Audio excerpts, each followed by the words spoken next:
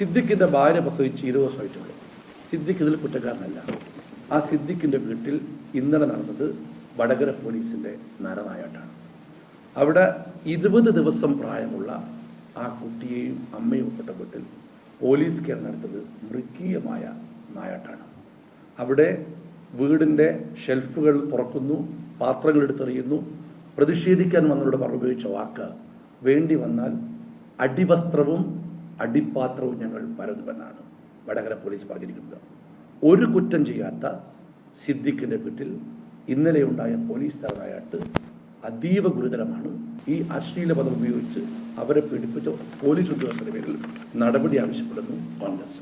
സിഇഒക്കും ജില്ലാ ഇലക്ഷൻ ഓഫീസർക്കും പരാതി കൊടുത്തതിൻ്റെ പിറ്റേ ദിവസം ഇതേ മേഖലയിൽ കൊയിലാണ്ടിയിലെ ബാലറ്റ് പെട്ടികൾ സൂക്ഷിച്ച സുരക്ഷാ റൂമിൻ്റെ പരിസരത്ത് ഇന്നർ പെരിമീറ്ററിനകത്ത് റിട്ടേണിംഗ് ഓഫീസറും 3 ഉദ്യോഗസ്ഥന്മാരും കയറുന്നു. അവർക്കാരാണ് അനുമതി കൊടുത്തത്. ആ നടപടി തെറ്റാണെന്നും അദ്ദേഹത്തിന് നോട്ടീസ് അയക്കുമെന്നും കലക്ടർ പറഞ്ഞു. നോട്ടീസ് അയച്ചു.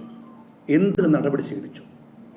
ഈ രാജ്യത്തിലെ ജനാധിപത്യത്തിൻ്റെ സംവിധാനത്തിൽ തകർക്കുന്നു എന്ന് പൊതുജനത്തിന് സംശയമുണ്ടാക്കിയ ഈ ഗുരുതരമായ വീഴ്ച നടത്തിയ ഉദ്യോഗസ്ഥർക്കെതിരെ ഇതുവരെ നടപടി ഉണ്ടായിട്ടില്ല. ഇതിൽ തന്നെ കലക്ടറുടെ നടപടിയിലും ദുരൂഹത സംശയിക്കുന്നു.